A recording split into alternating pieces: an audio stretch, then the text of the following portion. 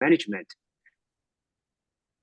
My name is Nick Zhang, and I'm a fourth-year materials science and engineering PhD candidate at Hopkins.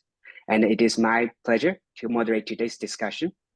So when you join today's sections, you might be wondering, what is project management and how is it relevant to my research? Well, project management is a skill that combines specific knowledge and tools to deliver something of value to people. It can range from developing a software or building a building or turning a research outcome into a product. So effective project management is a key skill utilized in many career paths.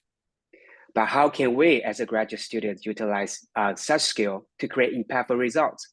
So today, we are very happy to have three awesome panelists here joining us today to talk about how they utilize a project management skill throughout the career journey. So first we have Dr. Shai Brown. She is a founder and the president at Building Bridges Inc., a nonprofit organization designed to empower young Black girls to pursue STEM education. She obtained her PhD in biological sciences from Tennessee State University. Next, we have Dr. Ian Anderson, a staff machine learning engineer at Spotify, where he develops models, data, and systems that power personalized music recommendation. And he obtained his PhD in physics at Hopkins. Lastly, we have Lisa Niles, Dr. Lisa Niles, a management consultant at Delaware, North America. She has been an organizational transformation expert with a successful track record of helping companies adopt new solutions and develop their capacity to change. Also, he has a passion helping people to navigate the process of professional discovery. And she holds a PhD in English from Vanderbilt University. Welcome. Just a quick note for our participants today that this section is recorded. At the end of section, we will have about 5 to 10 minutes of Q&A. So please feel free to ask questions relevant to the discussion we have today. You can type your questions in the chat box or feel free to unmute yourself towards the end.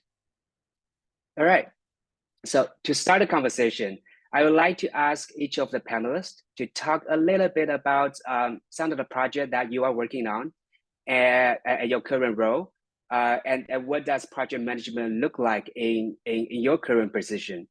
Let's start with Dr. Brown. Hi, thank you, Nick, for the lovely introductions. Well, I would like to talk, pretty much just talk about some of the projects I work on in industry versus currently now what I'm doing with nonprofit. So I was previously with Gatorade Sports Science Institute. I was actually the first Black woman to work for Gatorade Sports Science Institute. So during my time with that particular team, I was the lead biochemist. And some of the projects that I worked on currently out on the market would be the GX Sweat Patch, GX Smart Bottle, and Gator Light. So those are some of the projects I had a chance to be on and have some collaborative perspectives on as well. And then currently as a nonprofit leader, projects that I'm currently working on is basically managing a nonprofit, consistently networking, collaborating, partnerships, seeking grants, and also managing the team as well. In fact, today we hired two new team members. So I was onboarding currently this morning. So those are some of the things that I'm currently working on. That's awesome. How about you, Dr. Niles? So as a management consultant, project management is a huge part of my role. I work primarily in enterprise resource platform implementations for aerospace and defense, life sciences, and consumer industries. So our projects range in impact size from a few hundred people to 100,000 people, and managing something that is multi-year obviously takes a tremendous amount of attention to detail, and we leverage a lot of the skills that I developed as a doctoral student to apply them there. So right now I'm in two projects that are let's just say very robust and intense in the stages that they're at right now. We're getting ready to go live. We're getting ready to launch our solution here in the next month, and then again in February. So at the tail end of some really long-term pieces. That sounds great. How about you, Dr. Anderson? Yeah, sure. So I think I've been here about 8 years. And when I first started, it was more along the lines of bringing research into production, which ends up being kind of this multi-stage process of, okay, what is even the idea? How do you bring it into something that might be appreciated by a bunch of people, and kind of planning that out in a more structured format? So that required a little bit of learning. Over time, that's moved into multi-year processes, just like was just talked about. And what I'm currently working on is kind of a fundamental reorganization of how we're doing personalization. I'm sure y'all are aware, in terms of anything GPT, who's what's it's that's out there at the moment. It's big and important, and I have feelings about it that I'm not going to get into at this particular moment, but it does impact kind of the space that I work in, and making that something that is reasonably designed, something that's achievable, and something that actually provides value is what I tend to think about most of my days. That's great. Yeah.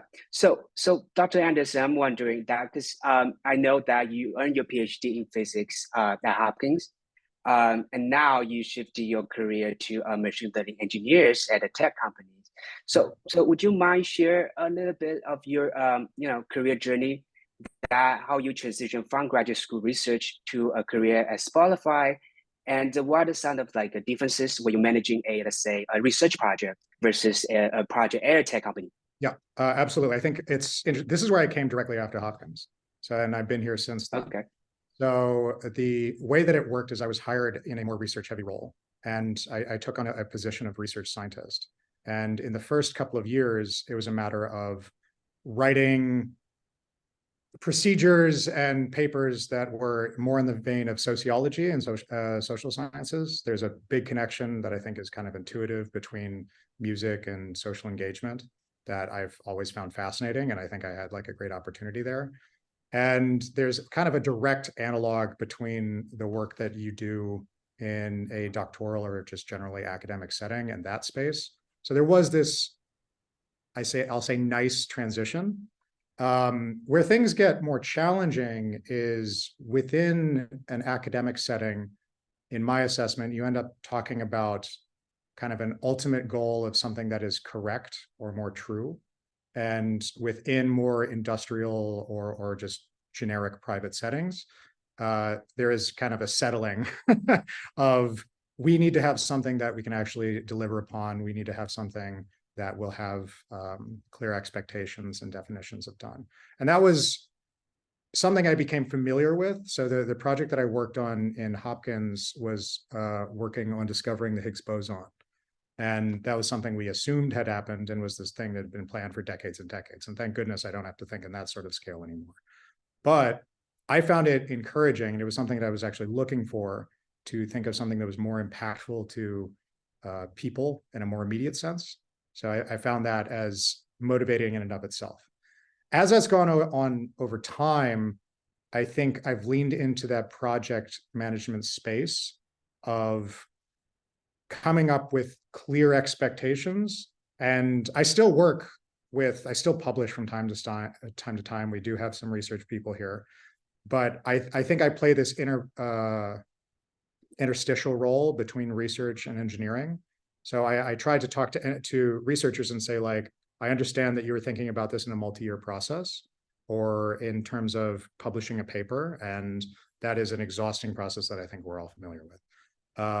But we need to, can we at least kind of talk about this in concrete units of, this is something I want to get together by this period of time. And there's a whole bunch of lingo that gets associated with it, but I think it's really this time management and idea of agreement of expectations that is challenging. And I think where I would encourage people to lean into is being able to play that role between the different timeframes, because that tends to be where things get really dicey and it's undervalued at the onset, but becomes overemphasized as you kind of like get through the point of execution. Does that make sense? I just want to make sure that it's kind of in line with the way that you've been thinking about things. Yeah, totally. Yeah, it's interesting that you mentioned that academia as well as the skill as in time management, right? As a working as a product manager at the tech company, right? But yeah, I guess my question is to Dr. Niles, like to you now, is in terms of working academia and the private sectors, right? Mhm. Like I was reading of your bio, right? It's starting from a PhD in English and then working as an assistant professor, Mhm. right? And then now working as a consultant. So it's what are some of the key milestones that that you have during your early career journeys, and what are some of the challenges that you encountered? And do you see any differences or commonalities that in between academia and the private sectors? Sure. One, I echo everything that Ian says about the importance of being that person who can navigate the inflection points. Right, time management is a really underrated skill, and I got a question today that said, "Why is our go live so urgent now?" They've been working on this project for 3 years, and they've known the go live for 3 years, but it's not until a month before that everyone starts to pay attention, right? So. My journey was a little different. I actually went back to grad school. I was a little bit older. When I went into grad school, I worked as a technical writer for about 7 years in oil and gas in the energy industry before I decided I felt very passionate about actually going into academic administration. And at the time, there really weren't paths to that except getting a faculty role, becoming a department chair, then getting an appointment into higher ed administration, right? Those doctorates in higher ed weren't as prominent. So I loved my subject matter, and I got my doctorate, and I actually got a tenure track role, which in the humanities is the golden circle, the golden ring, and it was at Spelman College, which is a magical place, and there's no better place to teach on earth as far as I'm concerned. It was incredible. So once I got there, and I was doing the kind of research I wanted to do, had these amazing students, I realized academic administration is not giving me the opportunity to make more immediate changes. Very similar to Ian's story, and I'm sure Shai will have something comparable. I wanted to make an impact on a broader scale in a quicker time frame. And I had kind of done the research and publications that I wanted to do, and have managed that, and didn't really feel like I wanted to keep publishing for the sake of promotion. So I transitioned out, and it was an 18-month period of discovery. This is what I really encourage people to do. I spent a lot of time looking at what are my career options, what really gets me excited, where do I want to be, because I had just spent the last 11 years as an academic, and I didn't know that other world because I hadn't been in it for a long time. So, I was able to really tap into how do I take my strengths and translate them to a corporate environment.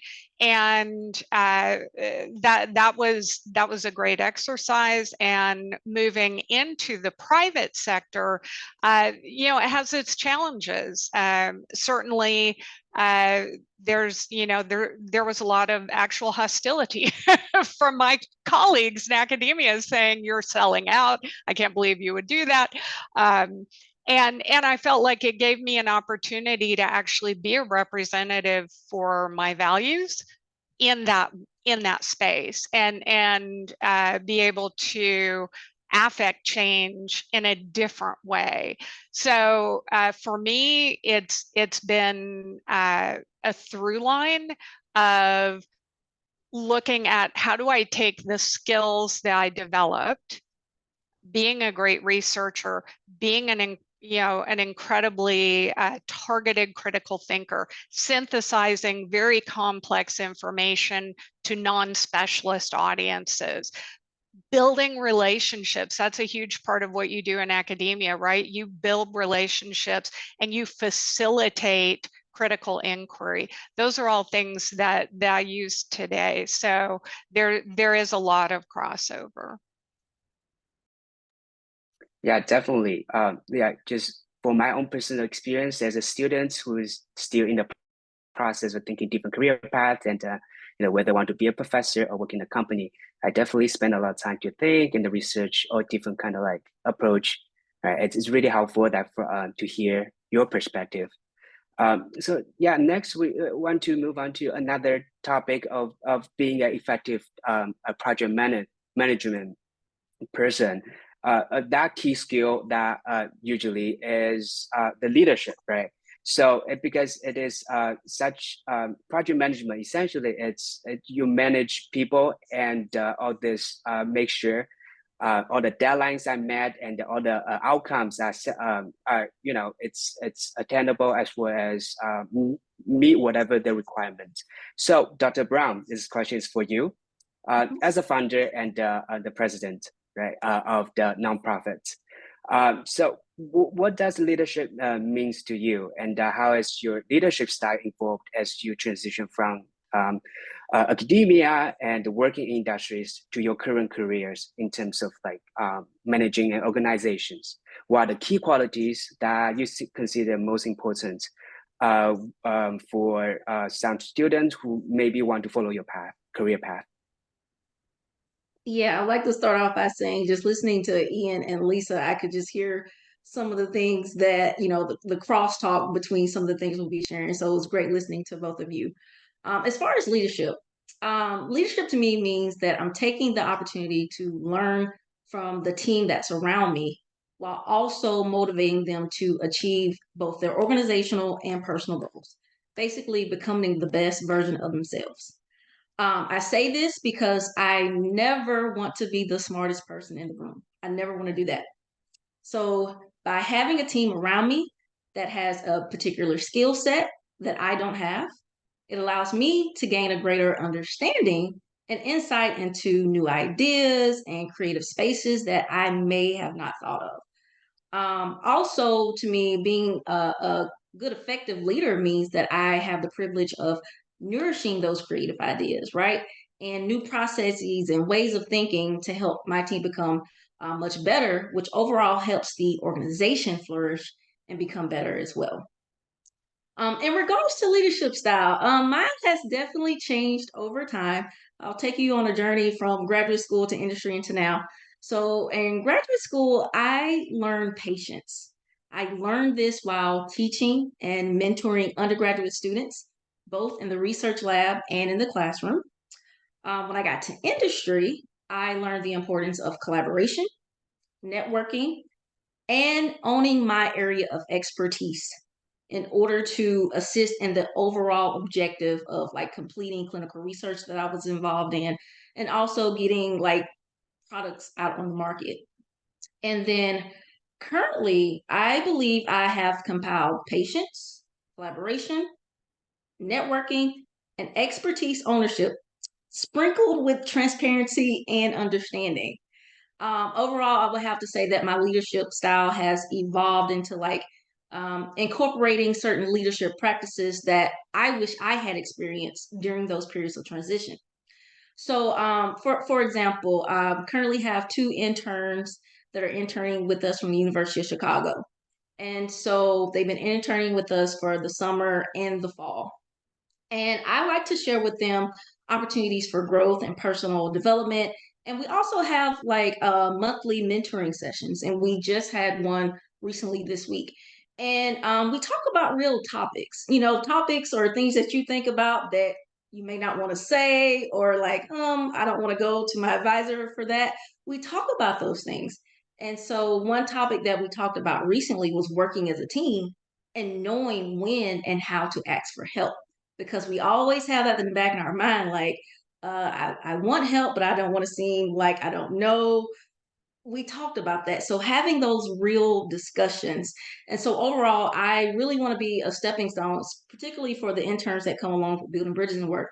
I want to be that stepping stone to help them get to where they desire to go quicker than I did. So that's really my way of giving back. And then when it comes to key qualities, I'll start here. Hashtag exposure is good. I heard Lisa mention that she didn't know that she could do things outside of academia and go into industry. And this hashtag, I said exposure is good, is used to promote our Building Bridges Exposed live series that's currently on YouTube. And my path was not straight and narrow. Let me tell you, it wasn't. I had hills, valleys, roundabouts, you name it. But what I did appreciate about my path is the exposure. I was exposed to different avenues of research, bioinformatics, computational biology, data science, immunology, exercise physiology, sports nutrition, because in STEM field, your skills are transferable. And so along the way, I discovered that I had a passion for STEM outreach through all of these opportunities with companies and the universities that I worked for or where I was. Then I realized that I could turn that passion into establishing a nonprofit and overall managing an organization. And other key qualities I would like to add that I would consider definitely important would be having an entrepreneurial spirit, resiliency, and true dedication. Definitely, those are really key qualities. I think, me personally, when leading organizations and to achieve some sort of like a positive outcomes, right? And then it is interesting that you in your conversations that you mentioned that networking and the collaboration, which is really key.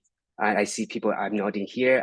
Yeah, really a key to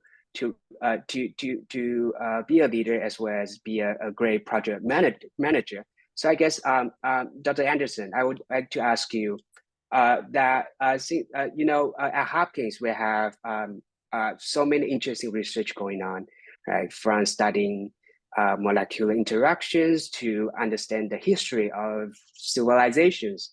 So my question to you is that how can you provide some advice that how student researchers can turn all these research findings into actionable items, or what would be their first step when they want to either write a book or building the hardware or writing a model for, I don't know, music recommendation systems? I can't tell you the number of times that interdisciplinary work has come up. Like, I had no experience or exposure really aside from kind of colloquial understanding of sociology when I came here. But then I ended up working with a number of social scientists. We looked at how the feeling of nostalgia is influenced by the music that you listen to, which, like, my background is physics. That has nothing to do with that. But it actually became relevant when we were looking at how to understand that based on signals that like what you had listened to. So you'd be surprised that your research will come up in ways that you maybe didn't experience. And sometimes it will be directly applicable. Many times it won't. I'm not going to lie to you. Like, I think my understanding of particle physics does not really come up in terms of how music happens. But some of the techniques that I learned did and continue to do so, and in surprising ways. The other thing that I believe comes out of this that you don't realize, I think, in the moment of doing anything doctoral or postdoctoral, is you learn how to teach yourself. That's really what it comes out of that program. Wherever you go, whatever you end up learning, you know how to go into a field, into papers, into books, and kind of digest that and understand that at the right level that you can apply it to the problem that you're looking at. And I think that's undervalued. I think it's an incredibly important skill. Just having the time to teach yourself how to teach yourself is so important. So even if your work, what you have been working on, is not directly applicable to building hardware or writing a book, I think you'll find kind of those muscles you trained over that time will expose themselves in ways that you weren't expecting.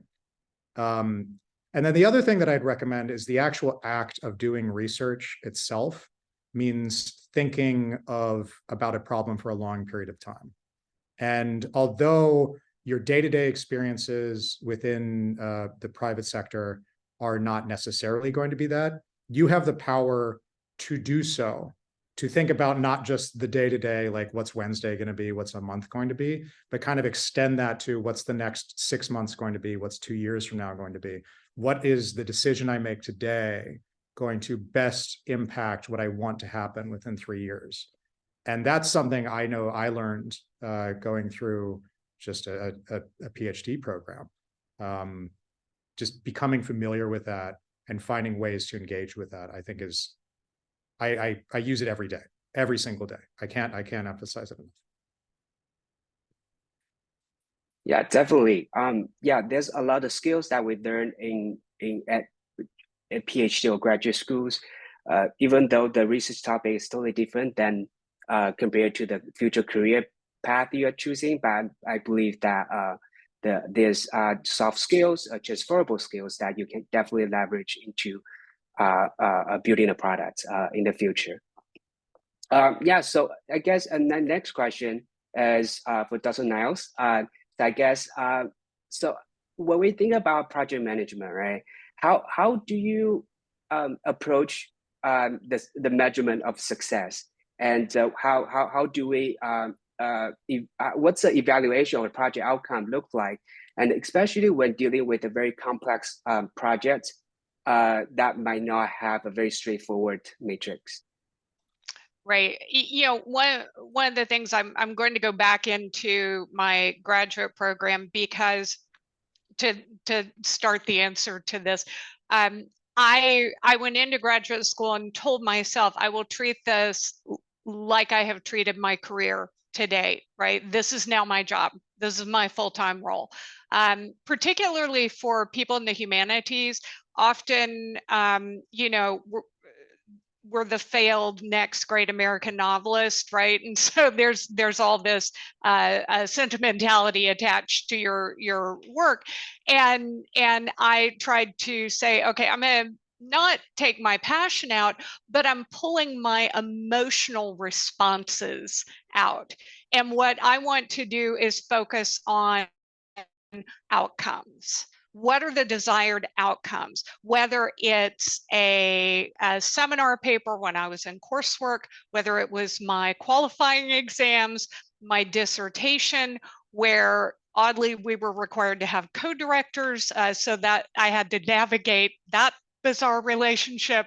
And when I managed a book project for Cambridge University Press, we had 16 contributors, and that's herding cats, right? To get 16 English faculty members to contribute anything on time and remotely on topic. So for me, the thing that was most important was, one, understanding what's the end goal? What does success actually look like to the people who are in a position to experience the outcome? So for me, for my dissertation, it was, well, am I contributing to the discourse in a way that I feel is authentic and is moving the field forward? And does my committee feel like I am now at that level that I could be considered a peer and kind of welcomed into that community. In my current role, it's about what does this look like for your organization? How are we transforming your organization to be more efficient? A lot of what I do is in the supply chain space. And, are we actually helping you to be more effective in your planning? Are we helping you to be more effective in your procurement? Are we helping you to be more effective in your finance space?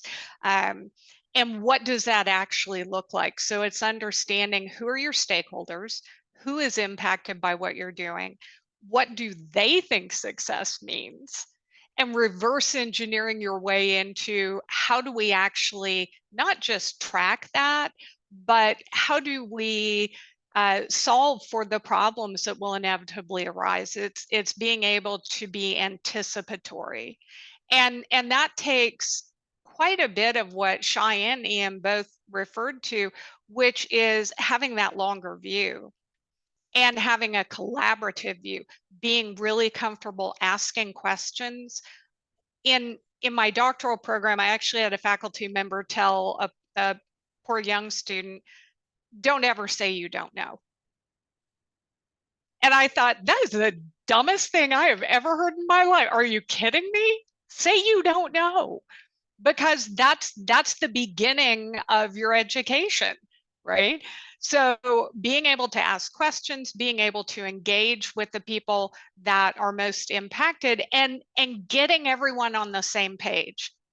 Often when we're talking about big projects with lots of decision makers, ask 10 people what success looks like, you'll get 10 different answers. So being able to get that alignment in place so that now we know how we're moving forward and what that success actually looks like. What is a year out from the end of this project? What do we hope to achieve? So those communication skills and kind of what I like to call cat herding skills that I developed in grad school.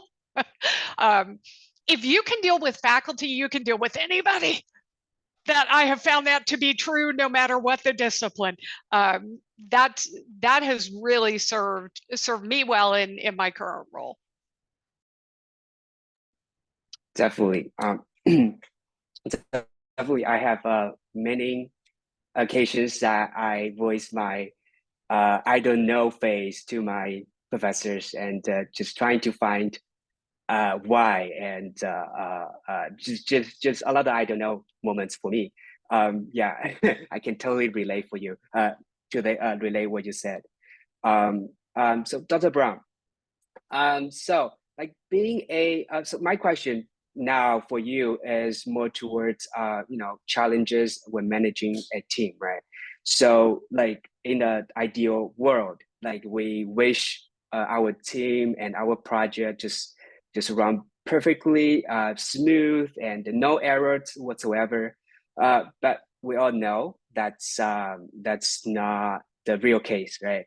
So can you discuss some of the challenges that you encounter when you manage your current team, and what's the situation look like, and how did you solve that? Yes.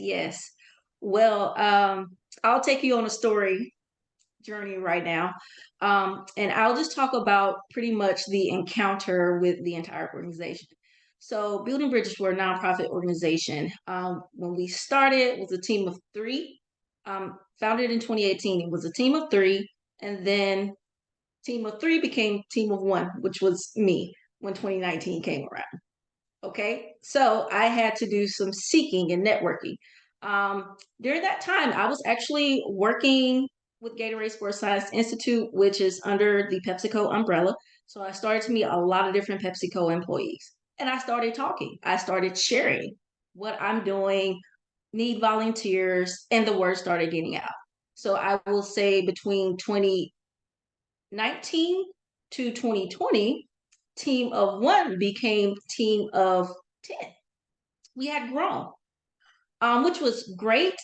Even our team in Nashville had grown. So we had 2 operating teams. Well, At this point, it's still nonprofit work. No one is getting paid. This is all out of volunteer efforts because we're grassroots, we're trying to build. Well, team of 2 teams in 2 cities by the time 2021 became 20 to 2021 became 1 team in 1 city, now down to 2. So we had grown and then we downsized once again. And that's because, people move, people change jobs. It was also during the pandemic time. So a lot was happening. So that is what the situation looked like. And we had started to make progress and collaborations, and certain organizations wanted us to send out STEM kits, and we needed people to pack them. Like, what's happening? What's going on? Well, the solve. Here was the solve that happened. So in 2022, reason why I'm no longer with the company that I work for in industry, a building closure happened. Well, with that, I decided, you know what? This is the time to fully delve into leading the nonprofit full time because I was managing, the nonprofit work part time. Well, that actually allowed the organization to grow even more networking during the day, more going to meetings in Chicago area, more partnerships, more collaborations, hence growing the team to include University of Chicago interns, hence growing the team to bring on people that we hired. So things came about. Yes, granted, I was put in a situation that I am no longer working in industry, but what came out of that has allowed the organization to grow and be in a different spot than we currently once were 2 to 3 years ago. Wow, that's I love your whole career journey and how your team grow, and all this different aspect of it. It really bring a really fresh perspective to all students here that listening to some careers that's outside our research, outside the school, right? So it's very enlightening. So before I open up the questions to the audience, I have one final questions, just to all 3 of you. That I guess, just do you have any sort of resources or tools that maybe can help students who are thinking about practice project management skills, or do you have any sort of final advice to students who consider project management as a career options? Whoever want to go first. David, I'll just jump in. If you're really thinking about even what project management as a discipline looks like, check out PMI.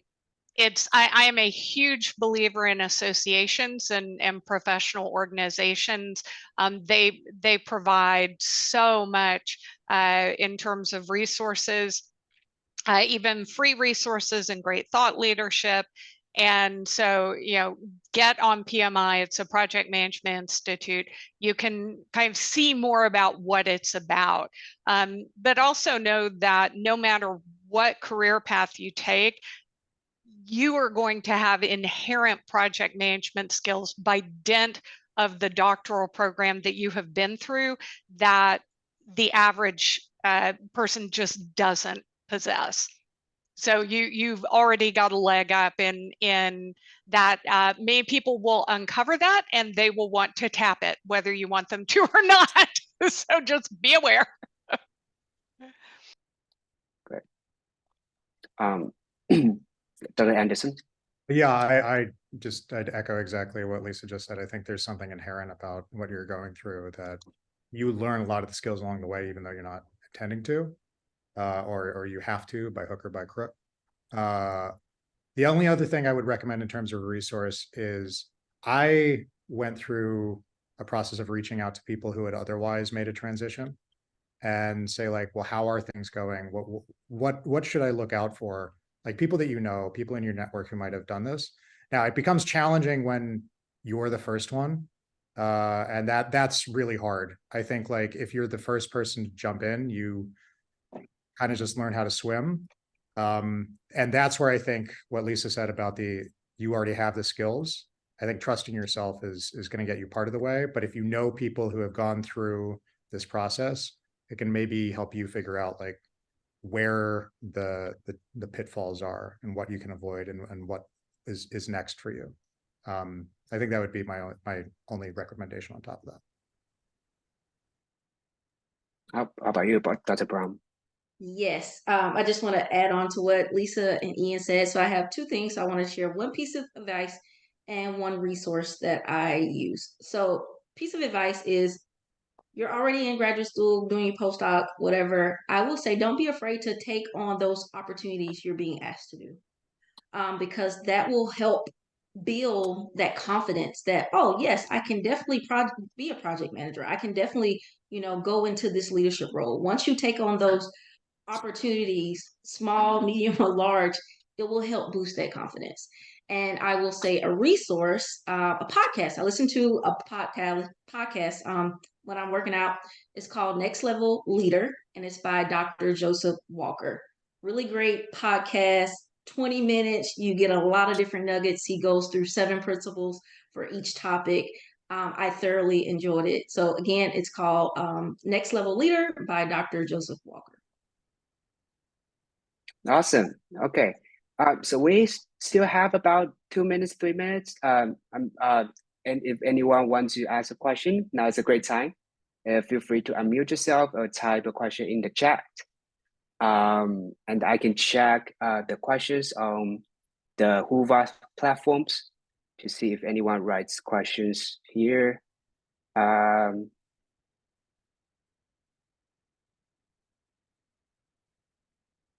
okay. So there, just one question. A few questions of Whova actually about these questions. It looks interesting. It asks the panelists, how do you lead a project with transparency while still producing results through effective project management? Does anyone want to take on these questions? I'll speak to transparency a little bit because that can be really challenging in the private sector. Often you're in a position where you have information that you cannot share with your team, or you have information that you have been given by the client that they prefer not be shared broadly, right? So what I have found to be really important in my career, and this has been true throughout, no matter what role I've occupied, is that I tell the people that I work with, I will always tell you everything I can. And if there is something that I can't tell you, I will be honest about that and let you know, as soon as I am able. So it really is about being honest, but also respecting confidences, right? You do get put in positions where you are privy to information. I deal with a lot of C-level executives. I'm privy to information that they don't want shared with everyone. That's an important confidence to maintain. So being very honest is absolutely critical, because your credibility in my work, my reputation is what matters. It's about being credible. It's about being considered trustworthy, right? And what McKinsey, who loves to hire PhDs, by the way, loves to hire them, McKinsey calls a trusted advisor. So being able to be that trusted advisor means making yourself trustworthy, right? And that sometimes feels a little strange, because in our doctoral programs, it's all about sharing information, right? We are contributing to the discourse in the field, and we're moving the field forward. But you can definitely manage through that kind of authenticity. So that may not have answered the question, but hopefully it helped. Yeah, definitely. Yeah, I agree with you. Yeah, and then we are at 5:30. Yeah, so that's the end of today's conversation. I want to thank you for all 3 panelists. for your engaging conversations, as well as thank you the entire Horizons team to make this event possible. With that, this concludes today's conversation, and thank you very much for everyone joining today's sections, and have a great rest of the night. Thank you so much for having me. Of course. Yeah. Yes. Thank Ian, you. Shai, it was great to hear your stories. So You too. appreciative of your time. Thanks. Thanks to both of you as well. It was great sharing the stage with you both. And Absolutely. thank you, Nick, for facilitating. Thank you Never very an much. easy job. All right. Yeah. All right. Thank you. Thank you very much. Have a good night. Bye-bye. Bye.